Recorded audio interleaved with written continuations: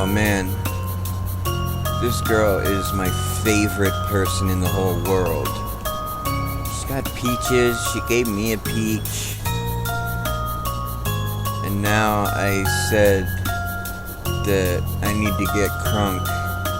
And somehow disappears and comes back in like 2 minutes with sake and vodka. Like, how can you not love this person? Oh shit, she took me seriously. Where did you get that? No, how did you get that in school? Alcohol is strictly forbidden. Yet in the space of maybe a minute, she managed to acquire some and smuggle it in. But Airi only smiles lightly, holding both bottles in my direction. Oh, stop. Drink. She's blushing. She looks so proud of herself. Can't find it in me to refuse. I'm proud of her too. Alcohol, what am I supposed to do with this? Can you return it? You wanted to drink your sorrows away. Oh. No, I wanted to get drunk. Huh? She suddenly sprints towards the edge of the roof. Alarmed, I follow after her and watch in shock as she manages to jump nimbly on the branches of the tallest tree. I can only assume she manages to shimmy down the tree onto the ground, because her small frame is immediately lost in the foliage. Too alarmed to speak, I mindlessly walk back to where I sat before. I stare at the alcohol that's now in my possession. Wait, I have alcohol. I can get expelled. I can go to prison. Prison! Here. Duh! Where did she even come from? I just saw her in that tree. Take this. She pushes a can of Monster energy drink into my already full arms. If you mix this with the alcohol, you'll become intoxicated much quicker. I what? But you will feel alert, so you will want to drink more. Do not. I should have guessed that Airi would take my words at face value. How does she even know all this? Wait, I don't actually want to get drunk, it was a joke. Joke? First of all, I'm not stupid enough to get drunk. Especially given that my brain's only half functional as it is. Besides, it's illegal at my age. That Airi seems to care. Okay, first things first.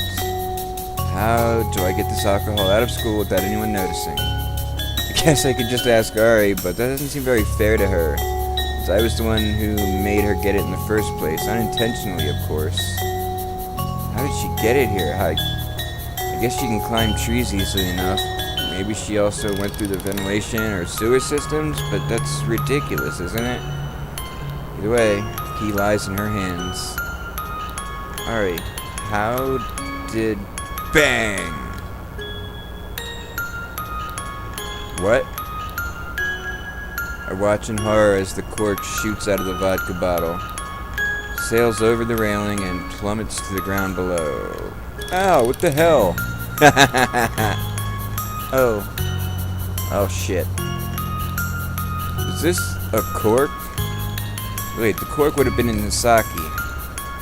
I gingerly peer over the railing. The student is clutching the vodka cork.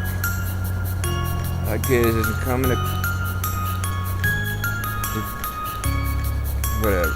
Squinting upward. I hurriedly lean back before he can see me. Fantastic. I thought this day couldn't get any better. Hey, Teach. This cork just came from the rooftop. Oh, this is... this smell. Is there a party on the rooftop? Not an official one. I wince as the teacher storms into the classroom building. She'll be here any moment. Frantically, I turn to Airi, who is experimentally tasting the vodka. Alright, we need to get rid of this now. Airi clearly registers the urgency of my voice. She promptly sets the vodka down and stares right at me. Throw it away? What?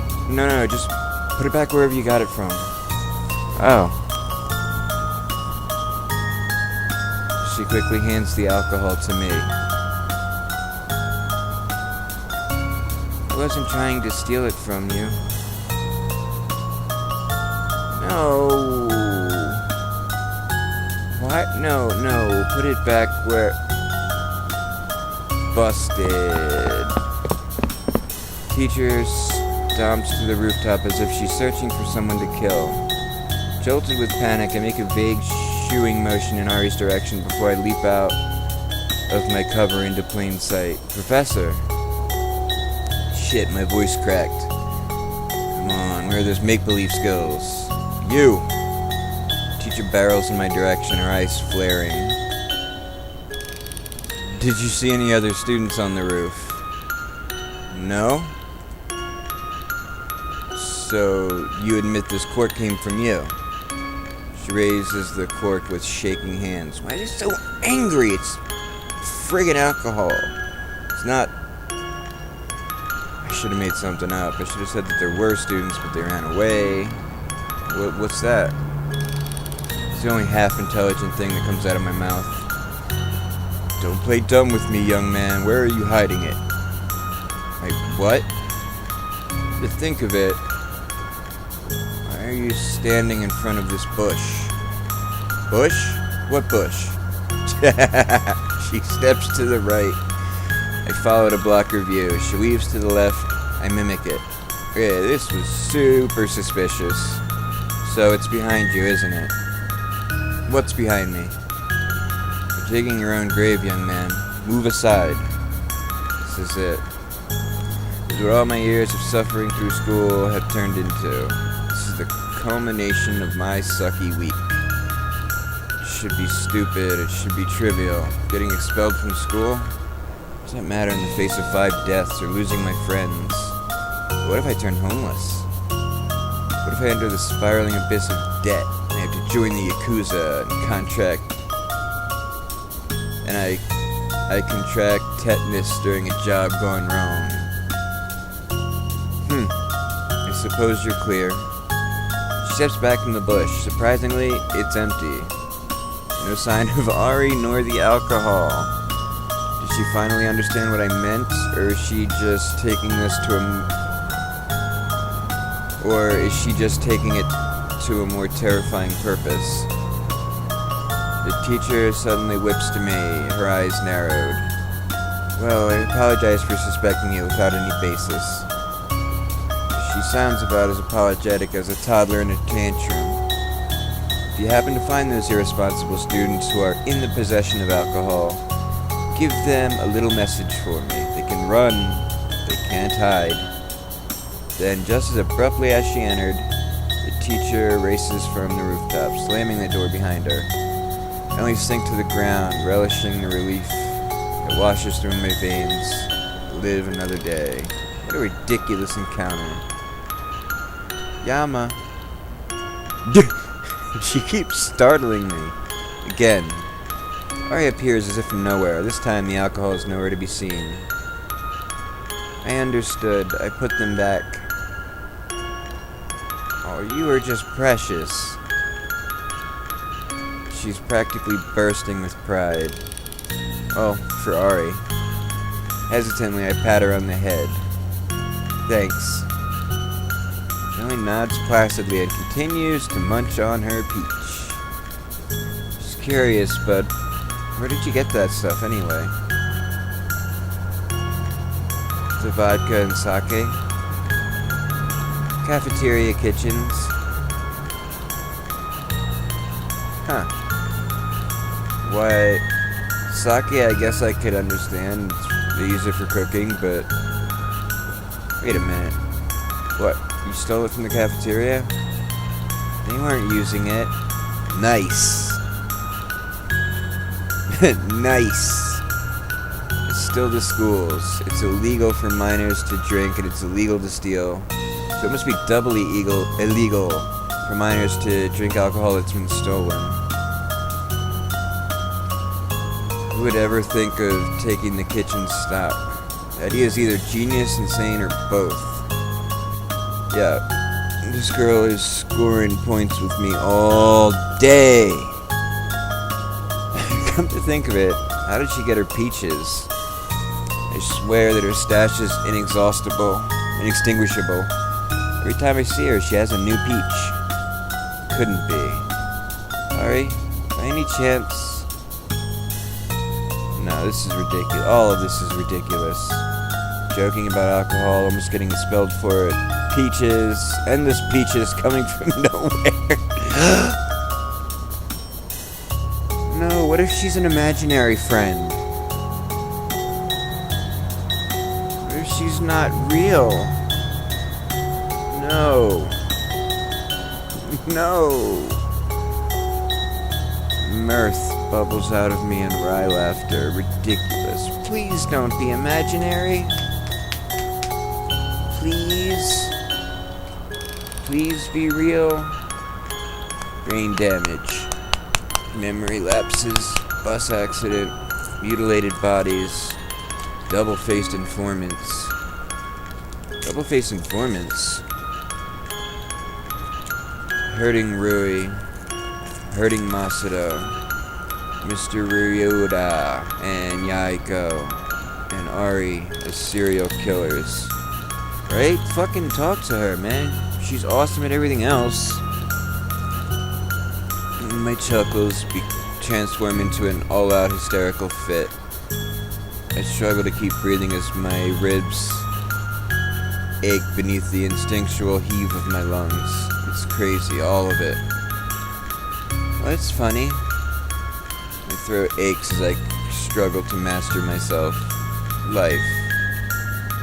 Life is ridiculous. Airi inclines her head, quietly waiting. It's invitation enough. You ever had that feeling where you feel like you know everything, but it just takes one moment and your whole world crumbles to pieces? Like La Rouge Lamparade? Come again? She's talking about when she kicked our butt at that game. La Rouge Lamparade, always La Rouge Lamparade. Being likened to a fictional character from a show. Yeah, La Rouge Lamparade, he's a pretty cool guy, right? He kills people. Wow, that's a bit of a damper. I lace my fingers behind my head, staring into a nearby flower until my eyes begin to burn. I'm probably not any better. Rui and I got into an argument yesterday, and I was an idiot. I don't know what came over me. The kind of things I was saying, I never thought them, not genuinely. We haven't fought like that, ever. Is that what death does? Makes you become a completely different person? She seemed fine. Normal. I thought she'd be okay since she didn't see it. Airi considers this for a moment before she speaks. Every word is enunciated deliberately. Perhaps she has problems. Problems she did not want to worry you with. My parents were the same. Your parents? They died. Oh. I feel the urge to say that I'm sorry, but it sounds shallow in the gravity of the moment. I see. Ray only nibbles at her peach. How? I don't realize how insensitive the question is until it's already out of my mouth. Thankfully, before Airi can respond, the warning bell pings.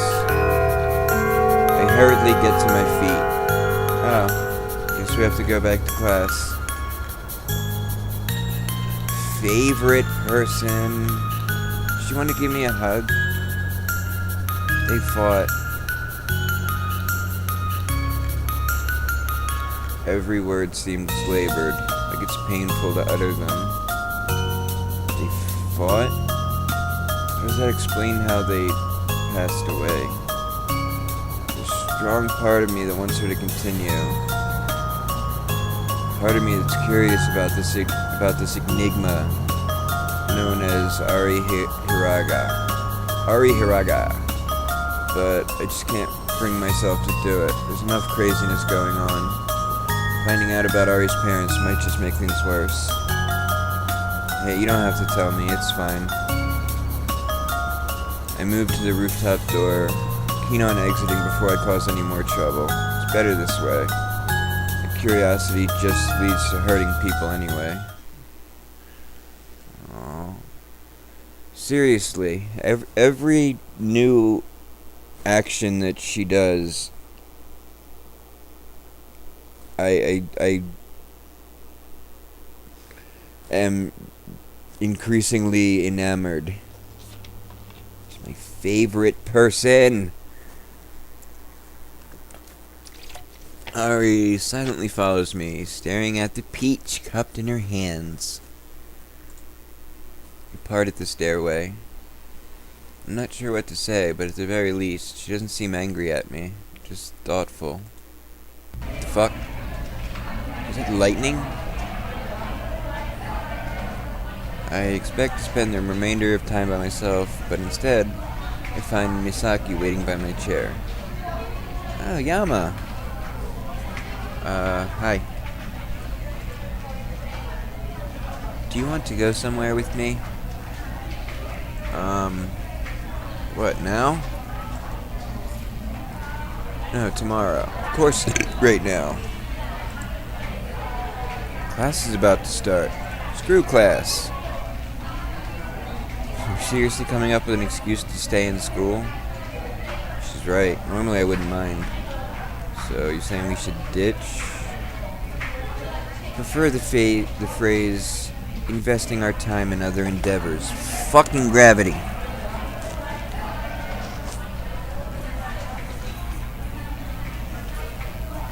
Oh. Well, that explains that. Investing our time in other endeavors. So, ditching. You make it sound so ugly. As sudden as this may be, it might actually end up being kind of fun. I don't know why I'm bothering to save.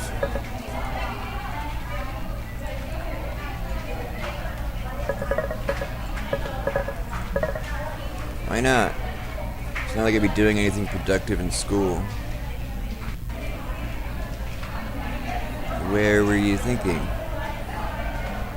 She smiles brightly, gesturing to the door with both hands. You'll see. Are we going back upstairs? I obligingly exit the classroom right as the bell sounds. As we make our way down the street, newfound excitement takes place of anxiety. It's definitely a welcome change. Hey!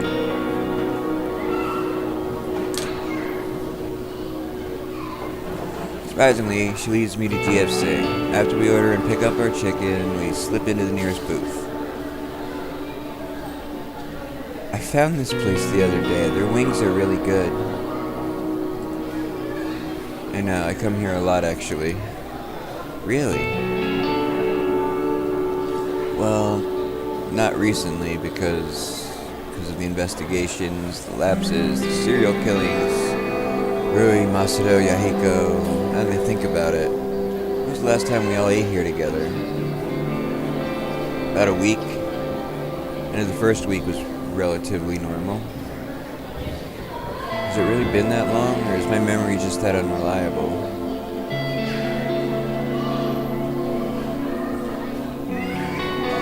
Somehow, Misaki manages to catch the change in my face. face. She quickly leans forward, her attention fixed on me. Something's bothering you. Assuming it has to do with your fight with Rui. Well, that's one less thing I have to tell her. Wait, how do you know about that? Because she told me. Well, more like I forced it out of her. Eric's exasperation is quickly replaced with concern. So you're still having your lapses.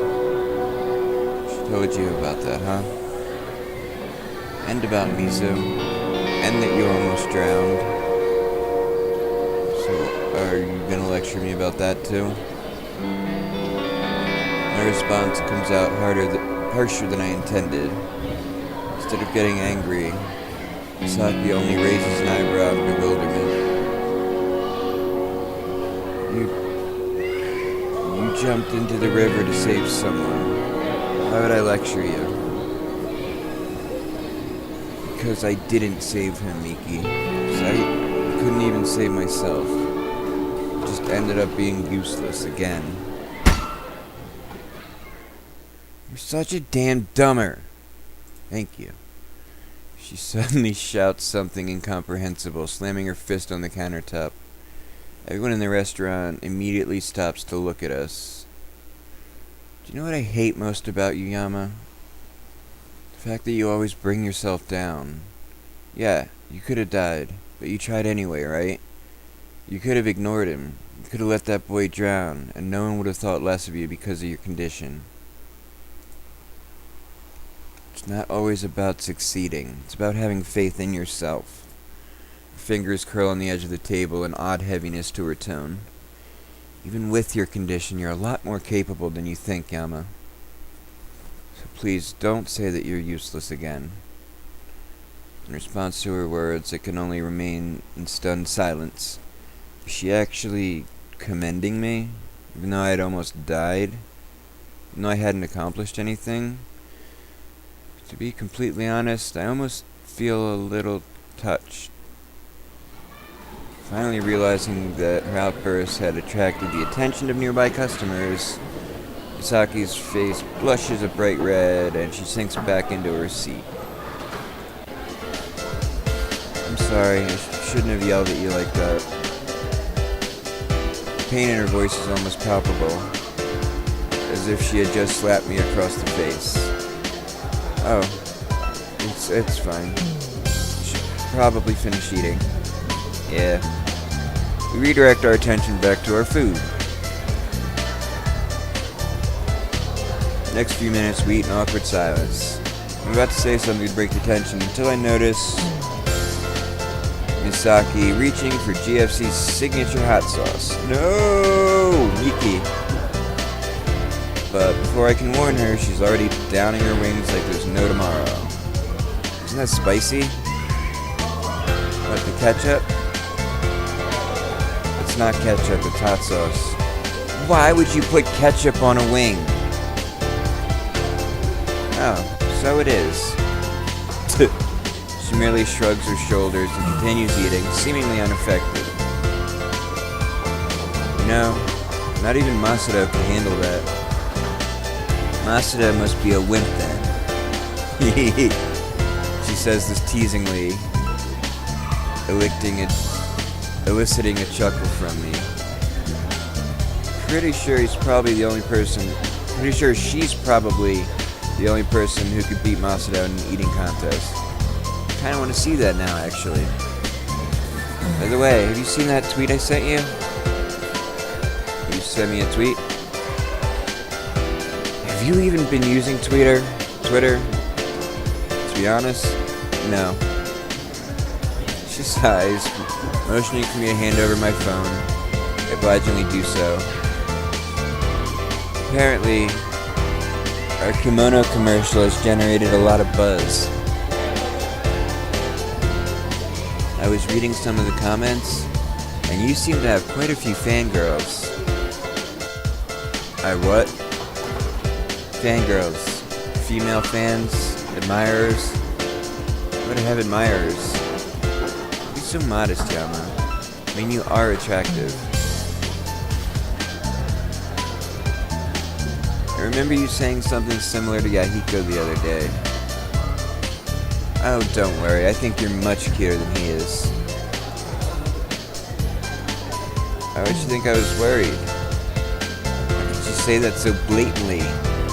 How'd we even get on this topic anyway? Here, I'll read some of those comments to you. I'd rather not. He's so cute. I wonder if he has a girlfriend. I've never seen this actor before, but I like a lot. The acting was so good. Are they really a couple? This guy makes me question my sexual preference. I'm a dude by the... Shut up. Have you ever... I think that should be enough. Feeling my face flush, I quickly lean over the table and snatch my phone out of her hand. She only grins at me in amusement. Don't tell me you're embarrassed. Of course not. Why is your face red? I just don't have your tolerance for spicy food. She giggles at this, absorbing herself in her own phone. You should seriously consider becoming an actor, Yama. It's not like I did that well.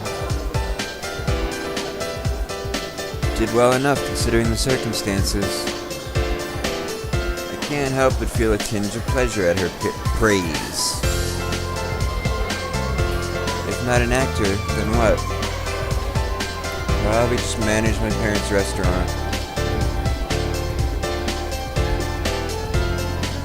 She pauses, raising a questioning eyebrow at me. That's stupid. Here it comes. Managing your parents' restaurant is no real job or work. I didn't know you could cook. And she's good. That's what she's surprised about? I'm decent, I guess. Can I be your first customer? Sure. You let me eat for free too, right? What? No way. Why not? Because you'll put me out of business. Put you out of business? I point to her empty plate. She seems to have made the connection. Are you implying that I eat too much? I'm just saying you'd have to pay the full price. Otherwise I wouldn't profit. You definitely wouldn't be able to profit if your arms were broken. Burn. I would exclaim quickly. I'd like all of my bones intact, thank you. Well, you shouldn't call a girl... A sudden shrill emanates from her cell phone, cutting her off mid-sentence. Hello? Yes, I'm so sorry, sir. I'll be there right away. She quickly cuts the call, clearing her food from the counter. What's the rush? I'm late for my meeting. You have a meeting? Yeah, with my manager after school. Oh, what time is it? Quick, finish your food so I can leave. She suddenly grabs a wing and tries to shove it in my mouth. Wait, what are you doing? Why don't you just go? It's bad luck to leave a restaurant by yourself if you're with someone. Where did you hear that from? The internet.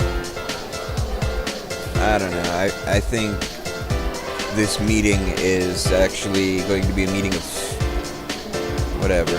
Just let it happen. Shouldn't be surprised at this point. Come on! I'll just bring my food with me. After fetching a food container for my wings, Misaki drags me out of GFC. We stride into the warm, spring-tinted air, and Misaki turns to me, pasting on a smile. Thanks for ditching school with me, Yama. Sure, no problem. Maybe we can do this again sometime. You planning on becoming a delinquent now? I mean, eating at GFC. I miss enough class as it is. In that case, sure, I'd like that. Till then, later. With that, Misaki waves animatedly, hurrying off to work. It was nice, honestly. Spending time with her that made me actually relax. Uh-oh. I'm ready to head back to my apartment, but a sudden ping brings my attention to my phone. A ping. Oh, school's over. Oh. Shit. Alright, until next time. Peace.